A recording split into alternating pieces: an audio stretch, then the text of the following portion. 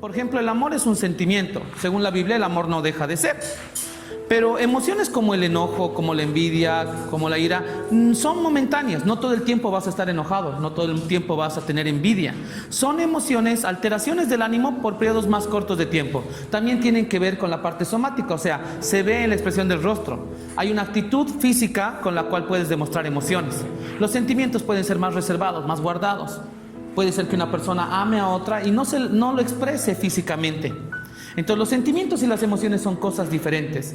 El problema para los jóvenes es que muchas veces no saben cómo manejar y cómo controlar las emociones ni los sentimientos. A veces se dejan guiar por los sentimientos y cometen serios errores. A veces no saben cómo controlar sus emociones y eso causa daño a las personas que están a su alrededor. No sé si alguna vez te ha pasado que te enojas, estás enojado con alguien, pero te desahogas con otras personas que no tienen nada que ver. Entonces, no saber manejar tus emociones tiene que ver con madurez, tiene que ver con control. La Biblia habla acerca de cómo podemos controlar nuestras emociones. Hay un versículo que es muy mal interpretado porque solo se toma una parte del versículo. Cuando alguien habla de la llenura del Espíritu Santo, generalmente nos basamos en Efesios 5:18. Dice Efesios 5:18, no os embriaguéis con vino, en lo cual hay disolución. Antes bien, sed llenos del Espíritu. La gente solamente toma sed llenos del Espíritu. Y cuando la gente piensa en ser lleno del Espíritu Santo, en la llenura del Espíritu Santo, muchas iglesias piensan que la llenura del Espíritu Santo tiene que ver con manifestaciones espirituales, tiene que ver con caerse, temblar o hablar en lenguas o que cosas pasen en tu iglesia, cosas espirituales. Sin embargo, para interpretar bien el versículo hay que tomar las dos referencias que dice Pablo. Dice, no se embriaguen con vino. ¿Qué tiene que ver embriagarse con la llenura del Espíritu Santo? ¿Qué tiene que ver estar ebrio con ser lleno del Espíritu Santo? Bueno, en el Antiguo Testamento, jóvenes, nosotros sabemos que muchas culturas paganas se embriagaban a nombre de sus dioses, bebían por parte de su religión, de su creencia. Y en medio de ese embriaguez, mucha gente decía y hacía cosas. Ahora, Pablo dice una cosa, no se embriaguen. ¿Está mal tomar una copa de vino en un cumpleaños, en Navidad, con tu familia? No, no está mal. Así que por si acaso no hay una prohibición respecto a esto, pero sí la prohibición es que se embriaguen. ¿Por qué a Pablo le interesa tanto que la gente no se embriague? Porque Pablo sabe que cuando una persona se embriaga, pierde el control. Vas a encontrar a mucha gente que dice, por ejemplo, asesinó a su amigo en una fiesta, en una rocola, algo así, y de pronto cuando le hacen la investigación, él dice, no me acuerdo de nada que pasó, solamente estábamos bebiendo y perdí la noción, no me acuerdo lo que pasó. Incluso algunos procedimientos jurídicos pueden introducir un abogado como un recurso el hecho de que su cliente o su defendido no era consciente de sus actos. Si alguien mató, pero esa persona no estaba consciente de lo que hacía, ¿fue él el que lo mató? Entonces hay un hueco legal. Hay muchas personas que están libres simplemente porque no recuerdan lo que sucedió. Entonces muchos abogados tratan de introducir esto como un recurso. Mi cliente no asesinó a nadie, porque mi cliente no estaba siendo él, estaba siendo controlado por las bebidas alcohólicas. Es más, si revisas la historia del alcoholismo, en alguna etapa de la historia se creía que el alcoholismo era un espíritu que poseía a la persona, porque hacía cosas sin pensar, decía cosas sin pensar. Entonces volvamos al versículo. Pablo dice, no se embriaguen con vino, en lo cual hay disolución, en lo cual hay problemas. No se embriaguen porque van a perder el control, está diciendo Pablo. Van a perder el control y va a haber peleas. Siempre que alguien se embriaga, va a terminar tarde o temprano en problemas. Ahora Pablo dice la contraparte. Antes bien, sean llenos del Espíritu Santo. ¿El Espíritu Santo puede embriagarme? No está hablando de eso. ¿Hay una borrachera espiritual? No está hablando de eso. Está hablando de que tu vida es como un vaso y dentro hay basura. Y cuando tú te llenas del Espíritu Santo es como verter agua dentro del vaso. La presión es tan fuerte que hace que la basura salga por la presión. Ahora, lo interesante es que esta palabra llenura, en la palabra original en griego, no tiene un límite. No es que se llenó hasta el borde y se acabó el agua. No, esa palabra llenura quiere decir algo constante. La figura que utiliza Pablo es como echar agua sobre un vaso y la presión hace que lo demás salga, pero ese vaso nunca deja, se desborda todo el tiempo, todo el tiempo. ¿Qué tiene que ver esto con mis emociones? Cuando tú dejas que el Espíritu Santo llene tu vida, Él toma control de tu vida.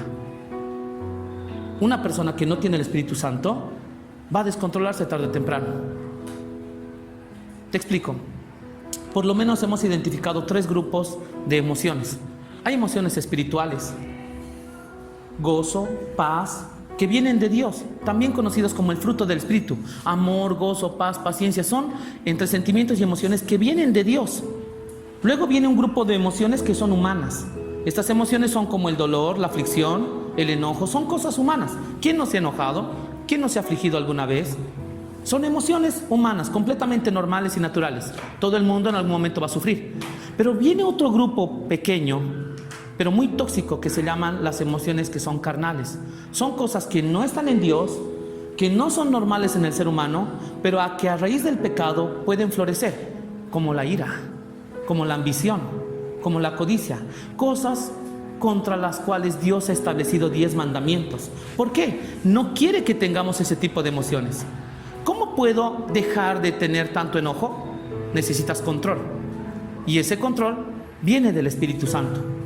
En pocas palabras, una persona que no tiene a Cristo en su vida no va a poder manejar las emociones. Ahora, ¿eso quiere decir que un cristiano no se enoja? No. Es más, Jesús en algún momento tuvo una reacción emotiva muy fuerte. En algún momento lloró por su amigo Lázaro en Juan 11:35. En otro momento se enojó porque la gente vendía cosas en el atrio de la sinagoga y botó mesas y tejió un chicote y sacó. Entonces tú ves emociones en Jesús. ¿Aprendió a controlarlas? Sí. ¿Tenía control de sus emociones? Sí. Te doy un ejemplo. Hay un personaje que me llama la atención en la Biblia, porque si tú alguna vez armas un equipo de fútbol o de lo que sea y te dicen a ti que tú puedes armar tu propio equipo, no vas a escoger a cualquier persona. Si alguien me dice, arma tu equipo, yo voy a escoger a los mejores. No voy a escoger ni al chismoso, ni al flojo, ni al que no hace nada, porque no me sirve para mi equipo. Pero cuando Jesús escogió a sus 12 apóstoles, lo interesante es que escogió a personas que no calificaban. El peor para mí, el que le causaba los problemas, era Pedro. Pedro tenía un mal carácter, no sabía controlar sus emociones. Te doy por lo menos 5 ejemplos. En una ocasión, Jesús aparece en el mar. Era una silueta, los discípulos dicen, es un fantasma. Jesús dice, no, soy yo, muchachos, soy Jesús. El que abre la boca es Pedro, era muy impulsivo. Si eres Jesús, a ver, ordena que yo camine sobre el mar. Desafiante, Pedro. Jesús dice, ven, baja de la barca. Cualquiera hubiera dicho, Pedro, ya lo demostró, tranquilo, es Jesús. Pedro dice, no, yo me bajo. Y empezó a caminar sobre el mar. Tú conoces la historia, se hundió. Y cuando se empieza a hundir, empieza a gritar, sálvame. Ese cambio de emociones tan fuertes los tiene Pedro. Impulsivo, malcriado y al mismo tiempo cobarde. Un día Jesús está hablando y les dice, la gente dice que soy, ¿quién dicen ustedes que soy? Un discípulo dice, algunos piensan que tú eres Moisés, otros Elías, un profeta. Pedro abre la boca y dice, tú eres el Cristo, el Hijo del Dios viviente. Jesús le dice, bien, Pedro, eso no te lo ha revelado ni carne ni sangre, vas por buen camino. Y Jesús sigue hablando en esa misma charla y dice, tengo que padecer. Prácticamente les dice, voy a morir en una cruz. Pedro lo agarra del brazo, se lo lleva aparte y le dice, cállate, ¿cómo vas a hablar eso? No puedes morir, acabo de decir que eres el Cristo y me haces quedar mal. Jesús le dice, aléjate de mí, Satanás. Un día Pedro dice, Señor, hasta la muerte tú y yo vamos a estar juntos. Pedro, no digas eso, no seas así. No, en serio, yo nunca te voy a fallar.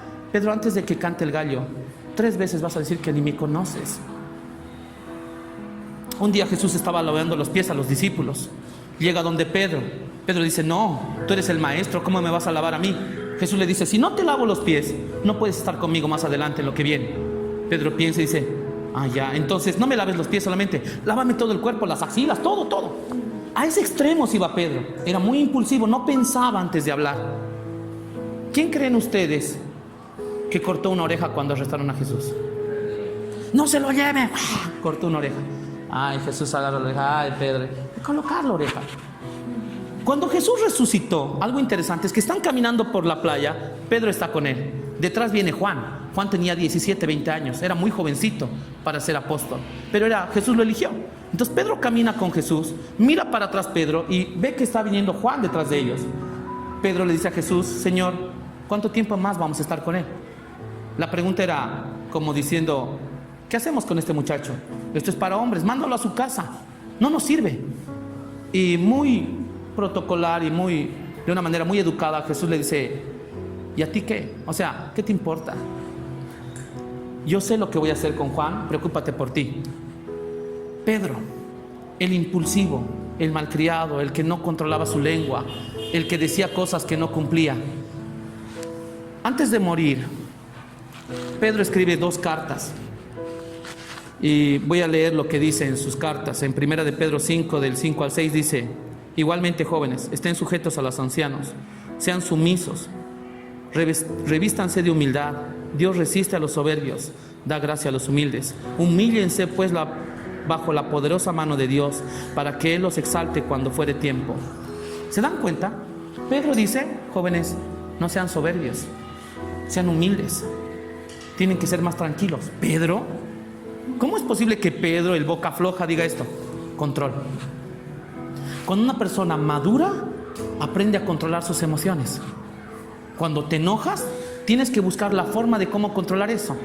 Una de las formas para controlar eso, porque te he hablado de llenura del Espíritu Santo, según la Biblia en Colosenses, dice que la palabra de Dios abunde en sus corazones. Si yo tengo problemas con el enojo, leeré qué dice la Biblia respecto al enojo, porque la Biblia me da instrucciones de cómo puedo manejar estas emociones. Por ejemplo, Proverbios 15:1 dice: la blanda respuesta quita la ira. Entonces tienes una emoción fuerte, la ira. La Biblia dice: responde con tranquilidad y vas a hacer que la otra persona baje sus defensas, o por lo menos tú las vas a bajar. Control, jóvenes. La pregunta que tengo antes de terminar el devocional es: ¿controlas tus emociones? ¿Te dejas llevar por ellas? ¿Has dicho cosas sin pensar? ¿Has lastimado a gente sin querer, simplemente porque no sabes cómo manejar tu carácter y tus emociones? Llenura, control. Agacha tu cabeza, vamos a orar. Señor, te damos gracias por las cosas que podemos aprender. Ayúdanos a controlar nuestro carácter, nuestras emociones. Es imposible si no tuviéramos al Espíritu Santo en nosotros. Que tu Espíritu nos llene, tome control de nuestra vida y nos enseñes cada día a madurar, a mejorar, Señor. Gracias por lo que hemos aprendido. Amén. Señor, mi pensamiento eres tú. Dile: porque tú me has dado la vida, porque tú me has dado el perdón, porque tú me has dado cariño, me has dado amor, porque tú me has dado la vida, porque tú me has dado el perdón, porque tú me has dado cariño, me has dado amor. Mi pensamiento eres tú, Señor. Mi pensamiento eres tú, Señor. Mi pensamiento eres tú, Señor. Mi pensamiento eres tú. Porque tú me has dado la vida, porque tú me has dado el perdón, porque tú me has dado cariño, me has dado amor.